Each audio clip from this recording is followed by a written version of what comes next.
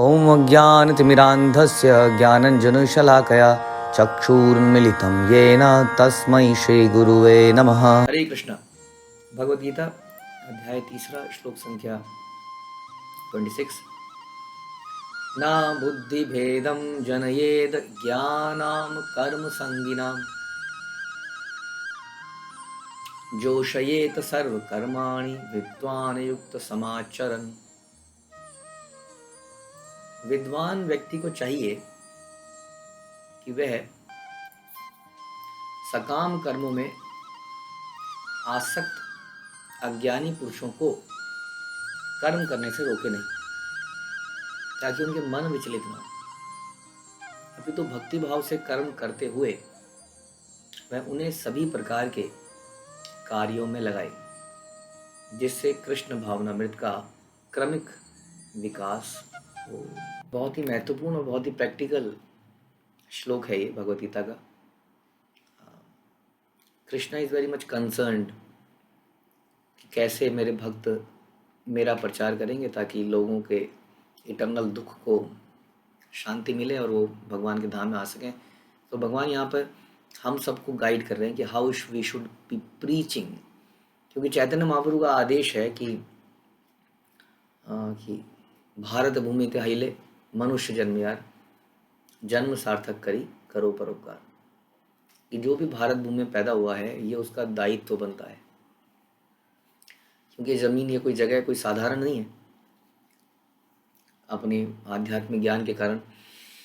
तो जिसने भी भारत भूमि में जन्म लिया है उसका एक दायित्व तो बनता है कि अपना जन्म को सार्थक करे और परोपकार करे। यानी कि क्या करे परोपकार में? यारे देखे तारे कहे कृष्ण उपदेश। ये दोनों श्लोकों को समझना चाहिए एक साथ। यानी कि हर व्यक्ति, हमारा आज्ञा गुरु है तार यही देश, कि हर किसी को ये आज्ञा है कि उसको प्रचारक बनना है किसी भी तरीके से, कैसा भी प्रचारक बने, छोटा बड़ा, somehow try to propagate the name of Krishna, devotion to Krishna। क्योंकि भगवान गीता में कहते हैं कि जो व्यक्ति मेरा प्रचार करता है, पुस्तक वितरण करके, प्रवचन करके, प्रसाद वितरण करके इत्यादि, वो व्यक्ति मुझे सबसे प्रिय है, क्योंकि वो व्यक्ति वास्तव में परोपकार कर रहा है। तो ये भारत में खास तौर पर जो जन्म है उनका तो विशेष दायित्व है, क्योंकि हम लोगों को स्पेशल अपॉर्चुनिटी मिली है कि हम बचपन से ही जानते हैं भक्ति के बारे में, भगवान के बारे में, लेकिन ढंग से जुड़ जाते हैं कई बार जब गुरु मिलता है तो इसलिए ये हर व्यक्ति के लिए एक संदेश है कि क्या करे वो, कि जब वो ऐसे लोगों से मिले जो अज्ञानी है, जो भक्ति को नहीं जानते हैं, जो भौतिक कर्मों में लगे हुए हैं, जो इंद्रिय तृप्ति में लिप्त हैं, जब वो ऐसे व्यक्तियों से मिले तो क्या करें? उनको रोके नहीं। नहीं तुम्हें ये नहीं करना चाहिए, तुम्हें ये छोड़ देना चाहिए, तुम्हें ये छोड़ देना चाहिए, तुरंत आज से ही मैं कहता हूँ छोड़ दो, आज से ही मीट खाना छोड़ दो, आज से ही शराब पीना छोड़ दो, आज से ही सिगरेट पीना छोड़ दो, आज से ये छोड़ दो, आज से वो छोड़ दो। तो ऐसा करने को मना करा जा रहा है यहाँ पर। विद्वान व्यक्ति, अगर कोई व्यक्ति विद्वान मैच्योर हो गया है तो उसको ऐसा नहीं करना चाहिए। सकाम कर्मों में लगे हैं, कई लोग कुछ अपने सुख के लिए कुछ यज्ञ कर रहे हैं, कुछ पूजा पाठ कर रहे हैं, तो हम उन्हें रोकना नहीं चाहिए, यहाँ बता रहे हैं। क्योंकि रोकने से उनका मन विचलित हो जाता है और वो थोड़ी बहुत जो श्रद्धा डेवलप हो रही होती है वो भी समाप्त हो जाती है। तो रोकना नहीं चाहिए। क्या करना चाहिए फिर? कुछ तो करना चाहिए। क्या उन्हें करते रहने देना चाहिए जो कर रहे हैं? नहीं, ऐसा भी नहीं है, क्योंकि अभी आपने बोला कि परोपकार करो, दूसरों को कृष्ण का ज्ञान दो। तो कैसे दें ज्ञान फिर? ज़रूरी नहीं है कि ज्ञान देने से पहले सारी चीज़ें रोक दी जाएं। बता रहे हैं कि भक्ति भाव से कर्म करते हुए सभी प्रकार के कार्यों में लगाओ। यानी कि engage them as per their mentality. कुछ व्यक्तियों को आप जप करने को बोलेंगे, तुरंत जप करना चालू कर देंगे। कुछ व्यक्तियों को प्रसाद बांटना बड़ा अच्छा लगता है, हमने देखा है, दे आर वेरी एक्साइटेड जब प्रसाद बटे तो उनको प्रसाद बांटने की सेवा में लगा दिया। कुछ लोगों को पुस्तक बांटने में बड़ा आनंद आता है, कुछ लोगों को कीर्तन करने में बड़ा मजा आता है, कुछ लोगों को प्रसाद की कुकिंग करना। ऐसे तो बहुत लोग हमने देखे जिनको कुकिंग करने वाला है। जैसे कोई भंडारा सा लगाओ, उनको बुला दो तो उन्हें बड़ा अच्छा लगता है, जी प्रभु जी बहुत अच्छा समय बीता, साथ में बैठ के हमने सब्जियां काटी, सब्जियां बनाई, पूरी बेली, पूरी तली। बड़ा आनंद आता है कई लोगों को। बहुत सारी चीज़ें हैं जिसमें हम लोगों को एंगेज कर सकते हैं उनके मानसिकता के अनुसार। तो हमें क्या करना है, भक्ति भाव से करना है। लेकिन यदि भक्ति भाव से नहीं करेंगे तो नहीं हो पाएगा, ध्यान रखिए। भक्ति भाव से कर्म करते हुए उन्हें सभी प्रकार के कार्यों में लगाएं, कृष्ण भावनामृत कार्यों में लगाएं। कहने का मतलब ये है। तो धीरे धीरे उनके अंदर वो पवित्रता आएगी, वो रुचि पैदा होगी, उससे पवित्रता आएगी। जैसे जैसे वो भक्ति के कार्य को करेंगे उनकी प्यूरिफिकेशन होगी। और तब एक दिन जाके या तो आप उन्हें बोल पाएंगे कि इन चीज़ों को आप छोड़ दीजिए, या कई सारे केसेस में खुद ही कई सारी जो चीज़ें निषेध हैं उनको अपने आप ही बंद कर देंगे। दोनों में से कुछ कर सकते हैं। It is very important. Generally ऐसा देखा गया है कि हम किसी को कुछ बोल देते हैं और फिर वो वापस ही नहीं आता है। बड़ा इंपॉर्टेंट है, क्योंकि अभी उसकी श्रद्धा डेवलप नहीं हुई है इस लेवल की कि वो उसको सुन के मान जाए। इसलिए पहले उसको सुकृति अर्जित करनी पड़ती है कि नहीं। हम लोग पहले कुछ बैलेंस इकट्ठा करते हैं या अपना क्रेडिट स्कोर इकट्ठा करते हैं, क्रेडिट वर्थ इकट्ठी करते हैं ना। अगर क्रेडिट में भी आपको सामान लेना है क्रेडिट कार्ड से, उसके लिए भी आपके पहले क्रेडिट वर्थ की टेस्टिंग हुई है, कहीं टेस्टिंग में कुछ स्कोर आया है आपका, उस स्कोर के आधार पर आपको कुछ कार्ड्स मिले हैं जिसके आधार पर ही आपको कुछ मिल रहा है।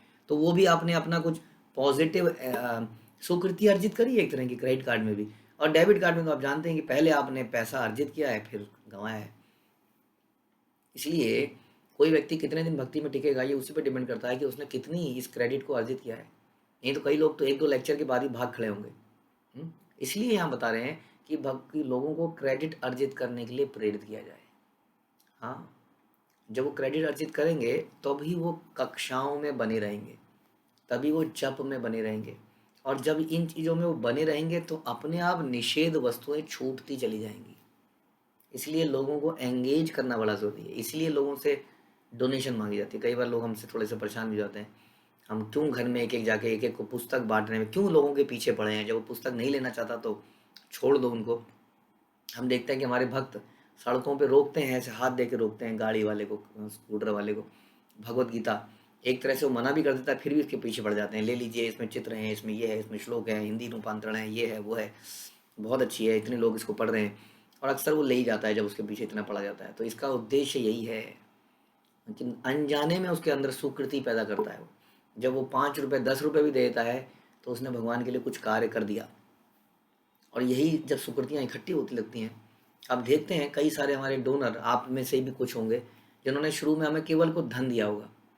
हाँ, केवल धन दिया होगा। हम कहीं रास्ते में आपको मिले होंगे या आपने पुस्तक मात्रण करी होगी या कुछ और हुआ होगा। और देने के बाद धीरे धीरे धीरे करके आप प्रवचन में आने लगे, प्रवचन में आने के आप जप करने लगे और सब कुछ करने लगे।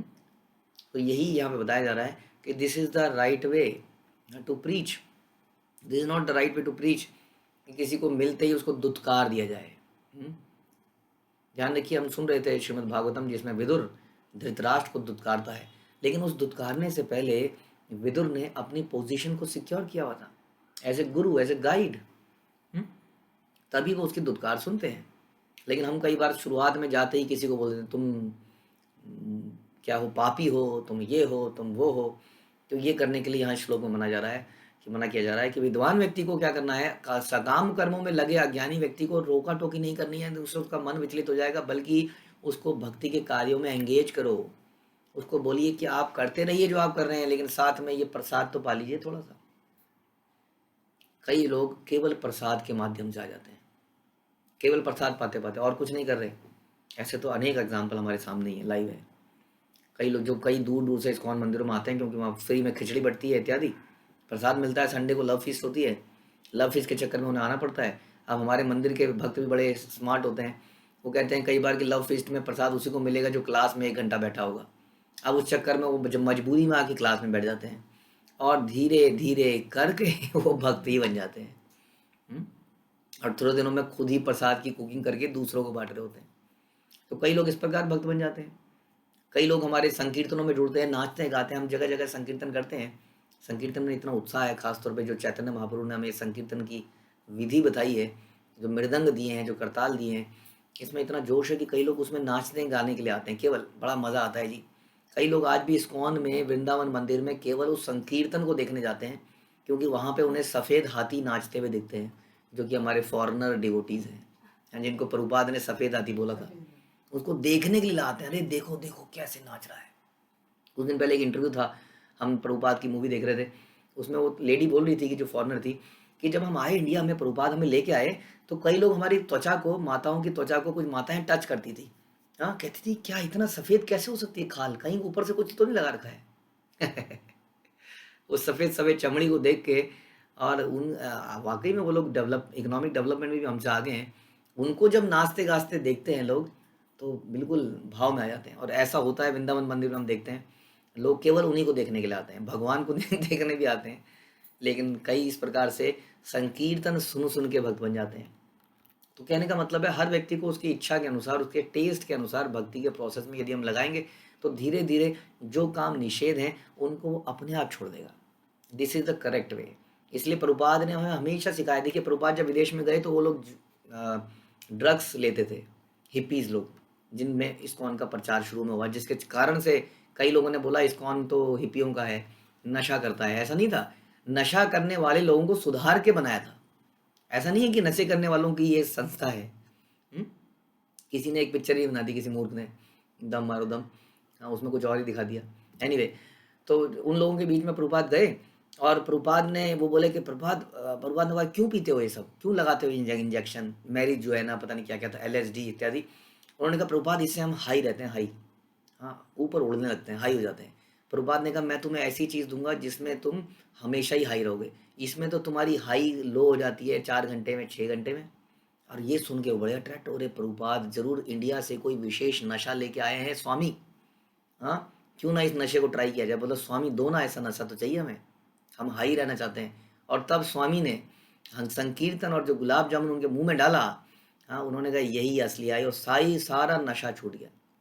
This is the example of the shloka जो प्रभुपाद ने बोला, जो कृष्णा ने बोला, यही प्रभुपाद ने करके दिखाया। उन्होंने टोका नहीं उनको, पहले तुम ये बंद करो, दुष्टों, दाढ़ी काट के आओ, बाल काट के आओ, नहा के आओ, बदबू आ रही है, 10 दिन से नहाए नहीं हो, कुछ नहीं बोला। जो आदमी उच्च कोटि का ब्राह्मण था, शुचि के इतने नियमों का पालन करता था, वो ऐसे लोगों के बीच में बैठते थे जो कभी नहाते ही नहीं थे। और कुछ नहीं बोला उनको, केवल उनको हरिनाम दिया, हाँ, अपना इस्कॉन की बुलेट दी, रसगुल्ला दिया, और उससे वो तुरंत बदल गए। इसलिए हमें भी समाज में रिप्लेसमेंट देनी पड़ेगी। जब हम लोगों को निकालते हैं समाज से, तो हमें उनके पास कुछ देने के लिए होना चाहिए, तभी हमें कुछ चीज़ छुड़ानी चाहिए, जब हमारे पास कुछ रिप्लेसमेंट हो। इसलिए हमें सबको कृष्ण देना चाहिए पहले। जब हम कृष्ण को देते हैं प्रसाद के रूप में, नाम के रूप में, विग्रह के रूप में, संकीर्तन के रूप में, तो कृष्ण हृदय में जाके सारी सफाई का काम अपने आप कर देते हैं। हमें कुछ करने की आवश्यकता नहीं पड़ती है। हाँ, मुझे याद नहीं आता मैंने कितने लोगों को आज तक मीट खाने के लिए मना किया है, बट मैं देखता हूँ कि अपने आप ही लोग छोड़ देते हैं। मैंने शायद पूरी ज़िंदगी में एक आध आदमी को कभी बोला हुआ था, और लोग अपने आप ही नशा करना छोड़ देते हैं। तो इस प्रकार से सबको हमें कृष्ण देना है, और एक ऐसा समाज क्रिएट करना है जहाँ पे लोगों को, फिर अगर हम मेन समाज से हटाते हैं, तो एक दूसरा समाज हम खड़ा करके दे दें, कि ऐसा नहीं है कि ये छोड़ देंगे यदि आप, तो आपकी सोशल नीड कैसे पूरी होंगी, आपकी मित्रता की नीड कैसे पूरी होंगी। हम्म? सब कुछ है। आज आज श्रील प्रभुपाद हमेशा वैदिक वर्णाश्रम बनाना चाहते थे, एक ऐसी जगह जहाँ पर भक्तों की ज़रूरतें भक्तों के बीच में ही पूरी हो जाएं, तो उन्हें बाहर के समाज की ज़रूरत ही ना पड़े। तब हम बाहर के समाज से आसानी से हटा सकते हैं। आज भक्तों की कृपा से हमारे पास अम, अपना ही वेजिटेबल, हम जो सब्जियां बनाते हैं उसको डिलीवरी का सिस्टम है, मिल्क डिलीवरी का सिस्टम है, ग्रॉसरी का डिलीवरी सिस्टम है, काउ प्रोडक्ट का सिस्टम है, DT वर्शिप के आर्टिकल्स मिलते हैं, नेचुरल केयर का सिस्टम है, गुरुकुल स्कूल है, इलेक्ट्रीशियन सर्विसेज भी है, और ये बढ़ता ही जा रहा है। इस प्रकार से एक अपना ही समाज बना दिया है। अब हम क्या कर सकते हैं, किसी को माया से अनप्लग कर सकते हैं, हाँ, महामाया से, और योग माया में प्लग कर सकते हैं। Now we have some plugging system. हाँ, ये ऐसा सिस्टम प्रभुपाद कैसे थे कि ऐसा सिस्टम बनाइए कि लोगों को ज़रूरत ना पड़े, हाँ, बाहर के संसार की, and then we can replace. अभी आप अनजाने में किसी को हटा देंगे दुनिया से, हर चीज़ से, और वो अकेला बैठा रहेगा, वो और ज़्यादा, हाँ, विरक्त हो जाएगा, मतलब और ज़्यादा डिसटेस्ट आ जाएगा उसके अंदर, कि अच्छा फंसा में, इस चक्कर में वो भी गया और कुछ मिला भी नहीं। इसलिए हमारे पास ज़रूर एंगेजमेंट्स के लिए कुछ चीज़ें होनी चाहिए, सर्विसेज होनी चाहिए, साधना होनी चाहिए, कुछ ऑल्टरनेट सिस्टम होने चाहिए, क्योंकि man is a social element, हाँ, सोशल एनिमल भी कहा जाता है। तो उसको ज़रूर ये सारी चीज़ें चाहिए, उसको इमोशन चाहिए, रिश्ते चाहिए, भाई बहन चाहिए, हाँ, उसको ये भक्ति में मिलना, उसको नाच गाना चाहिए, उसको खाना चाहिए, उसको पार्टी चाहिए।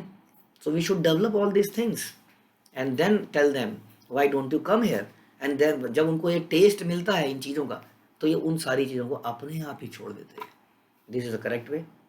इसके लिए बहुत मेहनत करनी पड़ती है। इसलिए कहते हैं एक एक भक्त को बनाने के लिए श्रील प्रभुपाद कहते थे कि कई गैलन खून लगता है एक भक्त को बनाने में। तो इतनी मेहनत की आवश्यकता है जो हमें सबको करनी है। तो हम सब इस तरह से प्रभुपाद के सेनानी बन के निकलेंगे और हर किसी को ये भगवत भक्ति का दान देंगे, लेकिन उसको हायर टेस्ट देंगे और लोअर टेस्ट वो अपने आप छोड़ेगा। यदि आप ज़्यादा टोका टाकी करेंगे तो उससे प्रॉब्लम हो सकती है, ऐसा भगवान बता रहे हैं। ठीक है, हरे कृष्णा। श्रील प्रभुपाद की जय, भगवद गीता की जय।